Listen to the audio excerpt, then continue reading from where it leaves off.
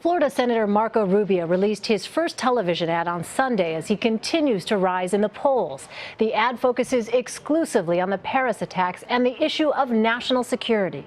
This is a civilizational struggle between the values of freedom and liberty and radical Islamic terror. What happened in Paris could happen here. There is no middle ground. These aren't disgruntled or disempowered people. These are radical terrorists who want to kill us. Because we let women drive, because we let girls go to school. I'm Marco Rubio. I approve this message because there can be no arrangement or negotiation. Either they win or we do. CBS News senior political editor Steve Chaggaris joins us now from Washington. Steve, let me just ask you about what we just saw there, that ad, as Marco Rubio tries to boost his national security credentials. What do you make of that? Well, I mean, they're all doing it. He was getting some criticism for that ad for trying to take advantage of what's going on in terms of national security and the Paris attacks. But they're all doing it. They're all talking about it on the campaign trail.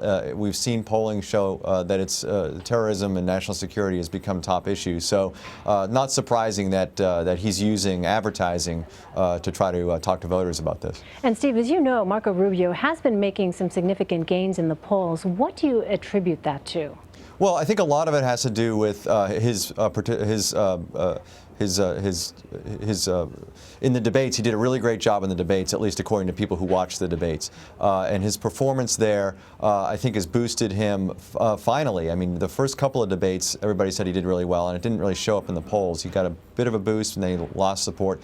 Now he's back to growing his support, and I think a lot of that has to do with Republicans seeing the field and seeing that that Rubio is a kind of is a candidate that they can get behind, mainly because I think that they feel that he's good on the issues that they agree with. Steve, I want to ask you about Donald Trump, because he, of course, is continuing to draw criticism recently here for sticking to his claims that he saw Muslims celebrating the 9/11 attacks in New Jersey. But, of course, no one else seems to be able to corroborate that. I mean, this is not the first time we have heard him say something controversial. I feel like we ask you this question every so often. But is this going to be a problem for Donald Trump?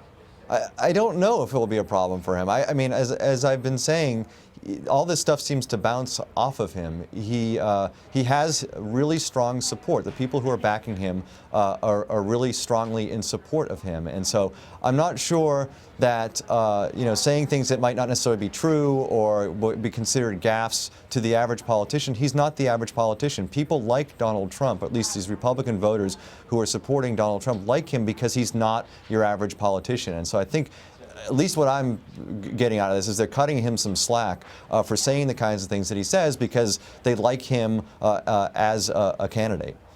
You know, while Donald Trump has retaken the lead in Iowa, Ted Cruz and Marco Rubio are surging. Ben Carson, however, seems to be sliding. Is he in trouble? I think there's a worry, at least people who are looking at this and supporters of Carson, that he just clearly hasn't shown a real mastery of foreign policy. And I think what's going to hurt him and what we're starting to see is now that terrorism and national security and foreign policy is sort of become the major issue for voters, at least right now, that's going to have a negative effect on somebody like Carson.